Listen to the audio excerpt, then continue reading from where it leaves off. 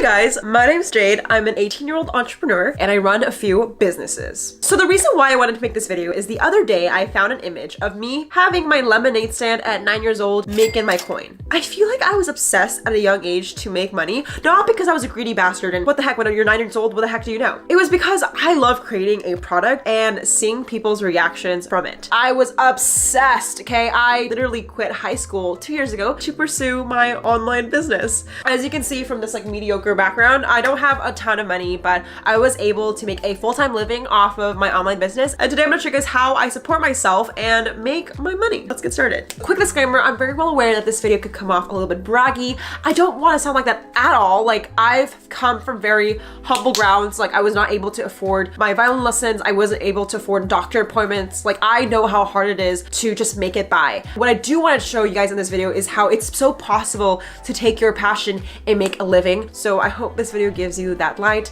and shows you that things are possible. So with that being said, let's talk about moneymaker number 1. Other than the lemonade stand, which I don't really count as a business just yet, my first way of making money was selling through Etsy. I use Etsy in a combination with eBay, but what I would do is sell vintage dolls for 20% more than I bought it. Actually, I think I have it right now. Let me see if I can find it. Literally, do not judge. I know so many of you guys are gonna judge me for this and think I'm a freak for collecting antique dolls, but this is her. So it was like 2010, okay? And these dolls were hot. If you guys remember pull-up dolls, please comment below because you will be my best friend. But these pull-up dolls are retail like $100 each, but I would sell them for $200 or $300 more because they are always sold out. So that is how I made my money when I was 10 years old. I was able to make, I believe, like $300 a month by selling a doll. It was pretty good for an elementary school student. And I was really happy with this business because it came from a passion of loving dolls. And if I could share another doll with someone else, I was just super ecstatic to do so. So the pros of selling dolls or products online is that it's super fun. I found that like I was able to educate customers because I love the product so much. Like, I could tell you what's the weight of this leg, what's the material of the hair. Like, I loved dolls so much that I was obsessed with talking about it. And that actually made me such a good marketer because organically I was able to create a YouTube channel surrounded by dolls so I could sell and market these products. Keep in mind, this is 2010 YouTube, okay? So I wasn't so cool with the editing yet, but this is an example of some of the videos I made to sell my dolls.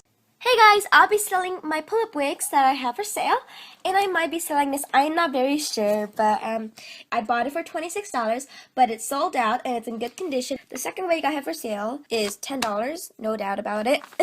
The cons of selling products online is it's really not scalable. I'm very well aware that you don't need to scale everything, but I couldn't sustain this business because it required you to buy like all these products, ship it out yourself, and I just didn't have that time because I was a kid. So yeah, that is the cons, but I really genuinely enjoyed my career in this field. Literally guys, go to your closet, find antique toys that you have when you were a kid, pop it into eBay, and you can actually see what are people selling it for and how much lower can you sell it for. And it's really easy to turn a profit just based on products you have at home. All right, 2. Drop shipping. So when I was 10 years old, I basically was like, fuck this shit. I want to sell other products than dolls. And I turned to Alibaba. So during this time of YouTube, it was like the kawaii age where basically all animal products were given personalities. So there was this like bear called Rilakkuma. It was a famous freaking bear. And I would buy these keychains of this bear's face and sell it on Amazon. And I was able to make $5,000 a month based on that product. The pros of drop shipping in 2011 and 2012 was there's literally no competition. Now the cons is it's just now really competitive, and I would say it's pretty cost intensive, at least the way I did it. I fulfilled it out of my own home. You have to keep in mind that someone has to do those physical labor work. I'm not sure how it is right now just because I don't do that anymore, but that is just something to keep in mind. All right guys, so number 3 of how I used to make money was freelancing. You guys, if you are a student or you're someone who is a teenager and you want to make money, this is my best advice to get started. You don't need to be a serial entrepreneur. You don't need to create a lemonade stand. All you needed to do is have a single skill and make it worth for someone else. And all I did was provide photography services. My school started to know me as the Instagram girl. So I was like, okay guys, if you want photos, it's gonna cost you 20 bucks a session. So I went on these photo shoots. I had this very cringy like portfolio account where I would show my clients, and I would go on these $20 shoots. Honestly, it was super fun. Like, I just organically grew my little photography business, started to do senior portraits. Oh, and by the way, pro tip guys, suburban moms with a little bit of cash flow are your best clients, okay? If you're doing photography for senior photos especially, those moms gotcha. I would actually recommend to literally go to Zillow and type in like high income houses above like $500,000 or $1 million and literally go to those house areas and like hang up flyers or Facebook ads to hyper target them on those houses because they have more money to spend on your services. Like I was able to charge $150 for senior photos, and that was bank at my time. So going to find the best customer that can actually afford your services if you do that. So that's a pro tip. Now, if you're like, Jade, I don't have a skill in photography, how do I freelance? I would actually recommend Fiverr.com. This is not sponsored. I just know they have other virtual assistant type of tasks, whether you can do email replying for someone else or company, you can do like some bitch work. Essentially, there's tons of offers on Fiverr that you can just pick up by setting up an account. And I haven't personally done it, but I definitely know there's way more skills than taking photos that you can do. So with freelancing, I was able to make $1,000 in the summer, and that was bank for me. I was just rolling in dough. So highly recommend freelancing. All right, so now for the controversial lesson of the day. A lot of people say know your worth when it comes to freelancing. Now I have a contradiction to that. I also think it's just as important when getting started to do free work. I remember that I couldn't charge people $20 for a photo shoot, so I just took photos of my friends to build up my portfolio for a whole year instead. And I think there's not a lot of people talking about that, at least in what I've seen. So I just definitely think like, yes, charge your coin, sis, and get your money, but also don't be afraid to do free work. Like sometimes here and there for my businesses, I will sometimes lose money by taking projects, but I know it's gonna build up experience and build up my technique to get better. So that's just something to keep in mind. Don't be afraid of free work. All right, so the fourth way to make money is social media. When I was around 16 or 17, that was the time I actually dropped out of high school, and it was because YouTube was starting to pick up. I make money on YouTube in 3 ways. One is AdSense, so I get placed ads you see on this video. I got paid for affiliate links, and I also got paid for sponsorships. Honestly, for a 1 million viewed video, I get paid around $4,000 to $5,000 for that just whole campaign. So it was able to sustain me for like a few months, and that's why I felt a little bit more comfortable to drop out of high school at like 16 years old. So I was making a little bit of cash from those videos. I do have to say though, the pros of starting a YouTube channel is it's very profit friendly. Like you only have to invest in a camera, and my parents really did help me kind of get my feet off the ground and invest and help me get this camera. But the cons is it's not as sustainable as you think. I definitely have videos with 1 million views, but I also have videos with like 2,000 views.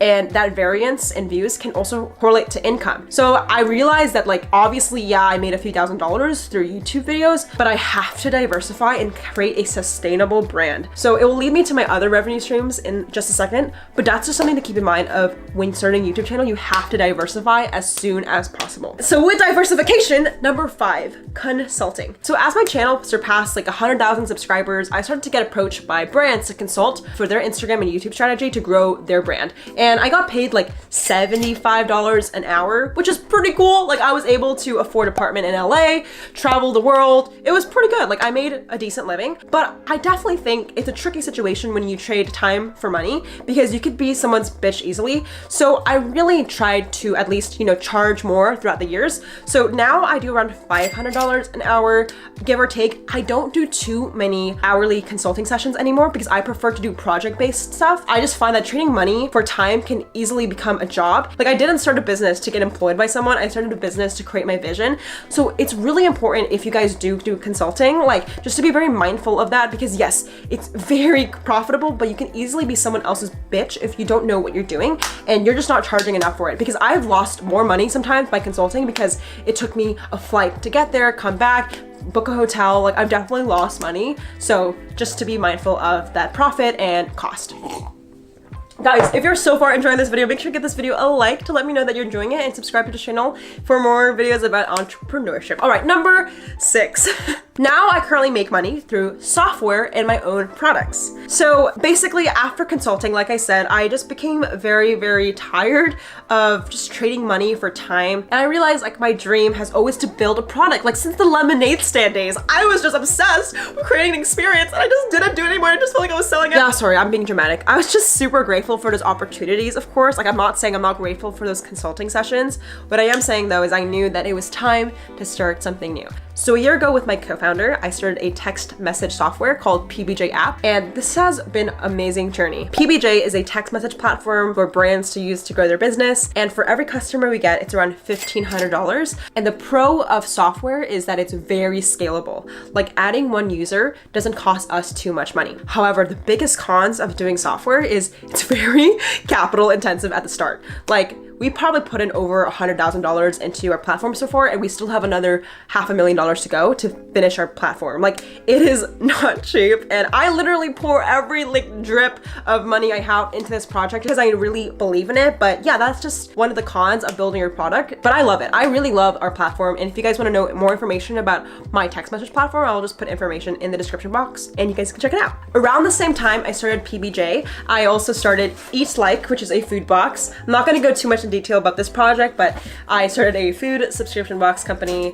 Don't ask why, I just pull myself into very interesting opportunities that don't really make sense all the time. But yeah, each box is $30, so we don't make a ton of profit, honestly, on the boxes. We actually lose more money.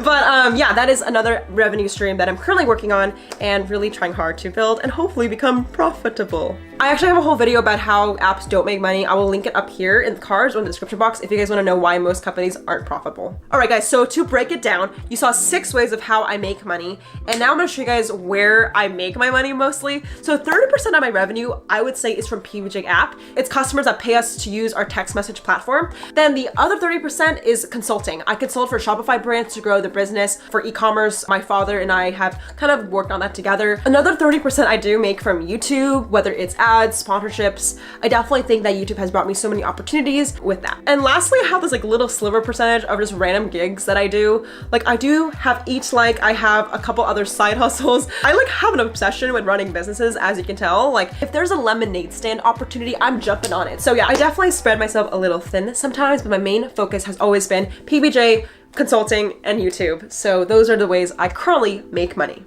Hey guys, so I just want to say thank you so much for watching today's video. If you guys want to know more about entrepreneurship and how I spend my money, give this video a thumbs up and shout out to the comment winner. Shout out to the comment winner. Comment on this post to be featured in the next episode.